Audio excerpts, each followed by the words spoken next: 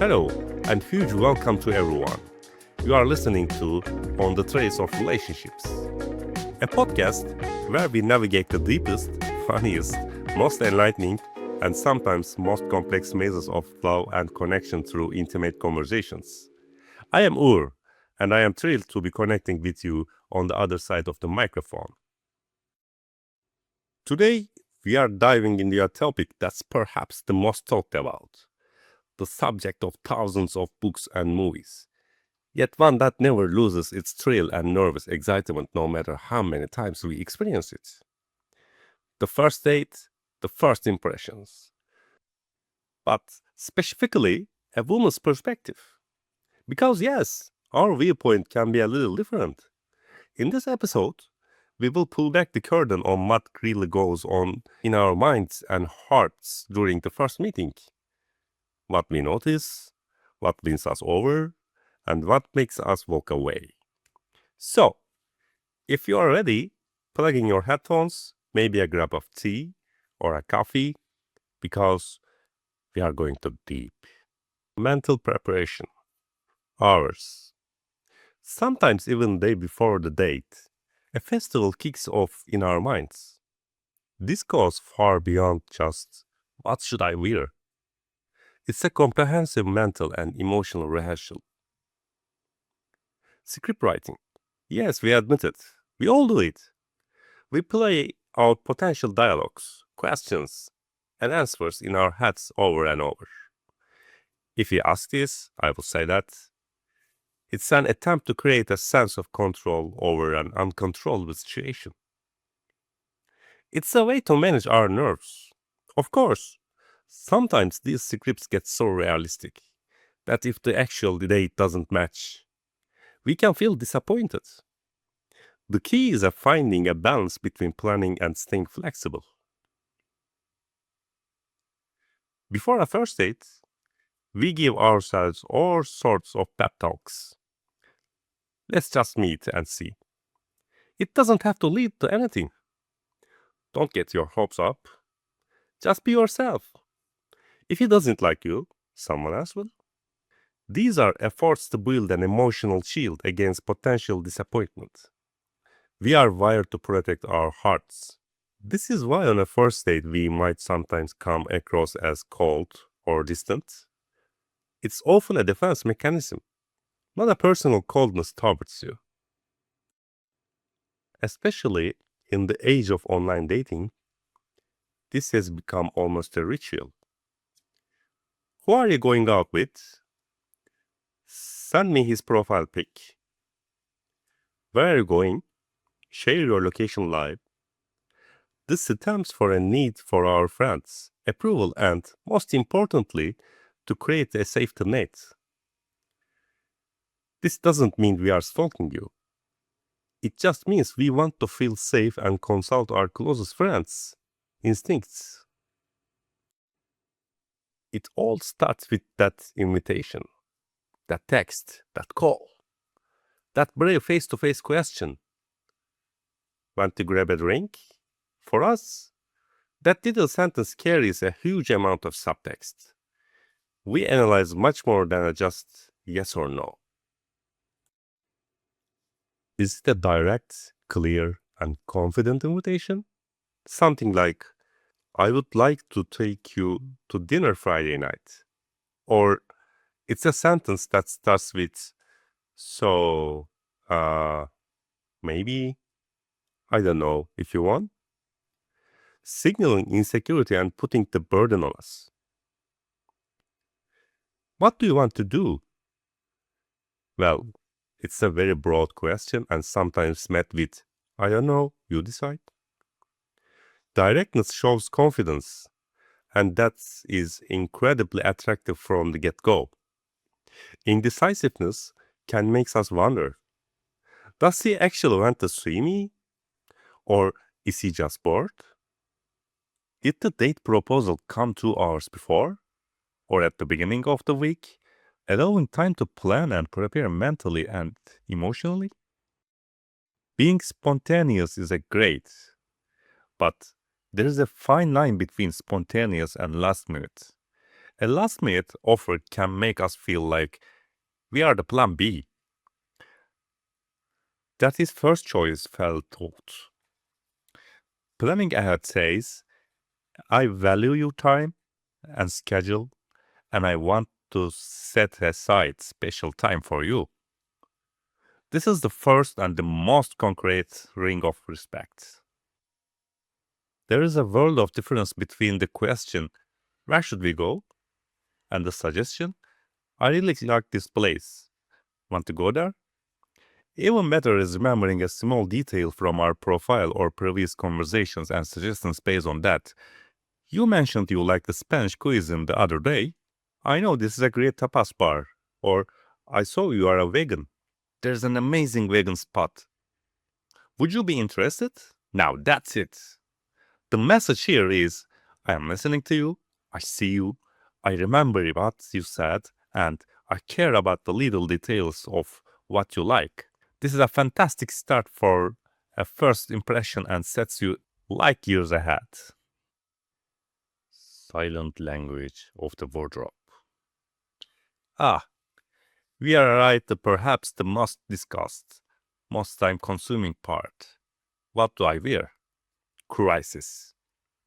This isn't just looking good or impressing. It's a form of communication and silent indicator of the value one places on themselves on the date. Our wardrobe speaks before we do. We pay attention to what to wear, yes, but what we pay even more attention to is what our date is wearing and what the athlete says about them. Clean, ironed, well-fitting, context-appropriate clothing says, I made an effort for this date. I respect myself and you. That's highly valuable. However, an overly formal suit, unless it's an ultra luxury venue, can someone give the impression of I'm extremely nervous and trying to be someone I'm not, or I'm trying too hard. On the flip side, a worn out, stained, linked t-shirt might say, I don't care. I don't feel to need to impress you minimum effort. Neither is ideal. What we are looking for a comfortable but put together sweet spot. It's a clothing choice that shows the person is confident, comfortable in their own skin, and values the meeting. Clean shoes? A huge plus. Because shoes are one of the first details many men overlook. But we notice. Messy hair? Maybe it was a busy day. It happens. But nails? Hands? There's small details, especially on the first date, offer the clearest clues about the person's general grooming, hygiene, and self-respect. Women notice these details because we put in the same effort, sometimes for hours. Careless in these details can be interpreted as an early warning sign of the question. What would living together be like in the future? A clothing choice that reflects one's own style and personality rather than blindly following trends is the far more impressive. It reflects the confidence of what matters is how I feel, not what others think. This authenticity carries over the conversation and is promising for the rest of the potential relation. The date has started. The food, the drinks have arrived. And this is where the real magic, the real connection, lies in the flow and quality of the conversation.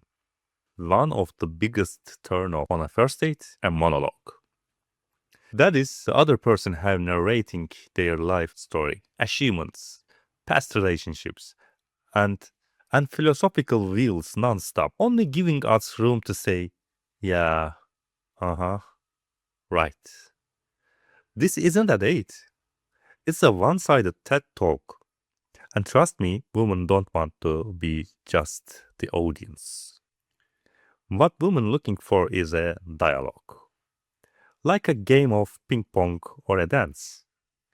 You ask a question, they answer. Then ask another question, you answer. This rhythm is the greatest indicator of mutual interest, curiosity, and respect. What do is a standard and necessary. But the real magic is in the follow-up questions, and deepen the conversation. What do you enjoy most about the job? What did you get into that? Is there a passion there? What's your hobbies? What excites you, makes you forget time? Read any good books or seen any great shows lately? Tell me about them. These kind of questions transform the chat from a superficial interview into a gateway to someone's inner world, passions, and values. We can tell if we are truly being listened to. This isn't just about them being quiet and not interrupting. Active listening is eye contact, nodding, engaging the facial expressions, and most importantly, referring an answer we gave or a story told later in the conversation. That book you mentioned earlier made me think, or I love that travel story you told. It reminded me of this is most valuable, least expensive, yet most effective way of saying. I'm not just waiting for my turn to speak. I'm genuinely hearing and you interested in the you are saying. This makes us feel seen, heard, and valued. The tone of the answers is also crucial. A know-it-all attitude, a constant need to prove oneself, getting defensive at the scientist's perceived criticism. This is exhausting. Instead, answers that show vulnerability and humility. I actually don't know much about that. Can you tell me more? I might be wrong about that. That's a weak spot of mine too. Radiate an incredible signal of authenticity and trust. People who aren't trying to be a perfect but aren't afraid to be themselves are more attractive. Almost 80% of a human communication is nonverbal. Words can only take us so far. The rest is up to our body language, tone of voice, and posture. And women work like incredible readers, like detectives in this regard. Evolutionarily, women programmed to detect threats and trustworthiness. Subconsciously, women read and analyze dozens of signals simultaneously and draw the conclusion. Where do eyes wander? Are they constantly looking around? At their phone? At the people? Or it balanced, comfortable, engaged, and warm eye contact? The eyes are the greatest proof that someone is truly there, present in the moment. Dull, empty stares signal disinterest. Overly fixed, intense staring can signal aggression. What women look for is a natural and genuine eye contact that tries to connect. Is the body turned toward us? Are their arms and legs open? Or are they in a half turned, arms closed off, ready to fully position? Even the direction of the feet says something. Under the table, if the tips of their feet are pointing towards you, it's a subconscious sign of interest and openness. If the feet are pointing towards the door or the exit, it can mean, I want to get out there. The body never lies. Are the hands in the pockets? Or they are used to support the conversation? Open hands with visible palms are sign of honesty and openness. Are the facial expression with sync with the stories being told?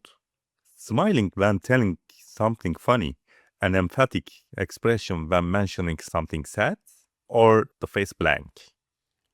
The liveness of expression is a sign of emotional intelligence are being present in a moment. Authenticity is read from the comfort and congruence of the body. On a first date, it's not the big, grand gestures, but the small subtlety and acts of courtesy that mean points.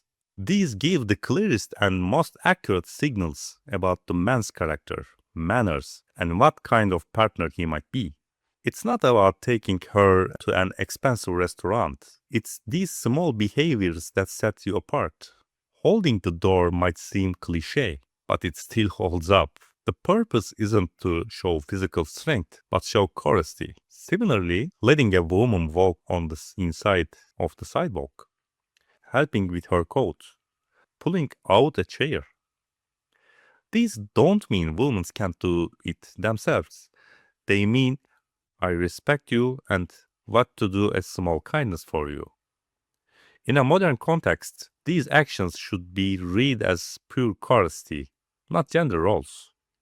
This is my personal favorite and a critical test for many women. How a man talks to the waiter, bartender, wallet, or in a service staff, it's like a documentary about his true character.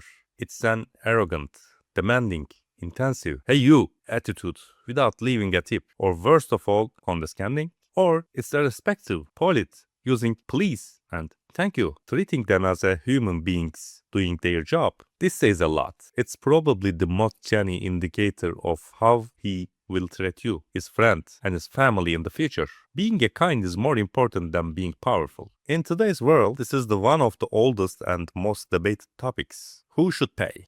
My view, and that of many of modern women, is this. It's not about who pays, but who it's handled. The general rule is that person who initiated the date should offer and gracefully handle the payment.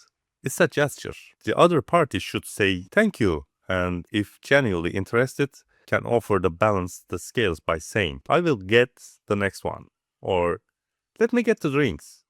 It shouldn't turn into an assistant power struggle. The main issue here is not a generously, but mutual respect and gesture. Perhaps the least openly discussed but more felt, most critical, and most instinctive topic, safety. Due to the social realities and personal experiences, women, especially when meeting someone for the first time, whom we don't know physically, are constantly running a subconscious security scan, a risk assessment. This is not paranoia. It's an instinctive self-preservation mechanism. Understanding his mechanism, one of the biggest moves a man can make on a first date. The choice of meeting place directly affects the feeling of safety.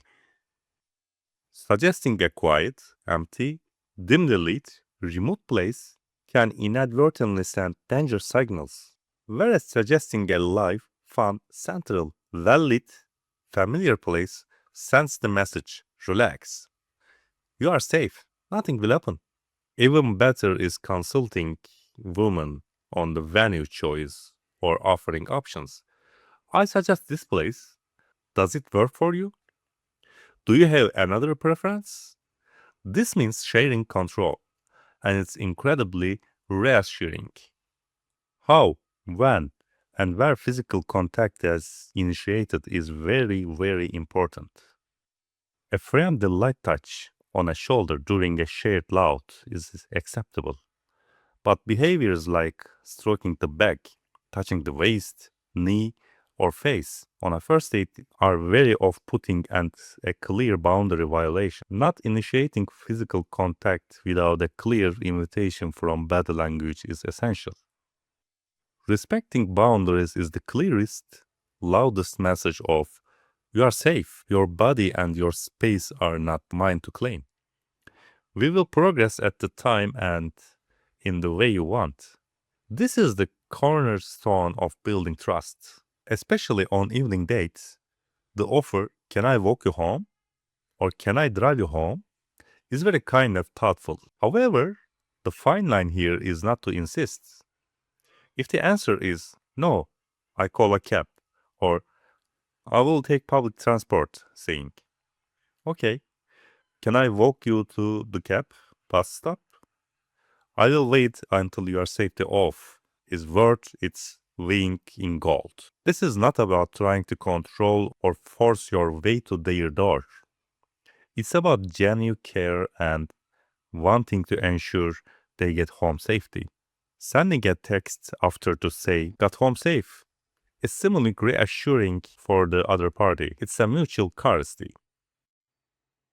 The date is over, we have said goodbye, and now, silence. Or messaging. Every move in this phase forms the final act, the closing scene of the first impression. This stage either confirms or contradicts all the impressions from the date. A sincere, short, and sweet message that arrives within a reasonable time after the date ends Not too early, but not the next day. Had a great time tonight. Really enjoyed meeting you. Hope you got home safe. This message is a clear, mature, and polite signal that the date went well. It eliminates the uncertainty, the I wonder if you like me anxiety. This is the one of the simplest yet most effective moves. If there's a genuine interest and intent, a small, clear reference to the future is made in this thank you message or the next day. I would like to see you again. Let's make a plan when you are free. Or, are you available next Tuesday? This shows the intention is clear, that you are not playing games or wasting time. Clearly is one of the most attractive qualities a man can have. If no message comes, if you receive cold, short answers, or a message starting with, "It was really nice, but," that is also an answer. A first impressions come sometimes show the kindness way to say no. Not being persistent, not asking why. Showing respect and moving on the only way to preserve the positive impressions from the first date until the very end. Maturely shows not only when showing interest but also when being rejected. All right, dear listeners, we have tried to create a detailed, in-depth inventory, a guide to the first date from a woman's perspective. To summarize, what we are looking for isn't actually that complex, out of reach, or mysterious. Respect, kindness, confidence, balance, clarity, and above all, authenticity. We don't expect you to be the perfect, takes us the most expensive place, be incredibly funny, or looks like a model. We just want you to be there, to be truly present, to truly see and hear us. A first impression is not a performance, it's an opportunity to connect with a real person. Be yourself, because an imitated personality is never sustainable in the long run. Remember, our ultimate goal is not to impress someone, but to understand whatever you can add value, joy, and peace to each other's lives. This is not a test. It's the first step of a journey of discovery. I hope this episode has shed some light on your discovery journey. Whether you are a woman or a man. That's all for today. I hope these deep dives make our female listeners think, yes, that's exactly it, and offered our male listeners a sincere, practical, and useful perspective. If you have opinions, your own first date stories, things you would like to add, or suggestions for the future episodes, please send me via social media platforms. Your stories and comments enrich this community and its content immensely. Take a good care of yourselves. Until the next episode, stay with love, health, and the hope of forming honest connections. Goodbye from Bothcast.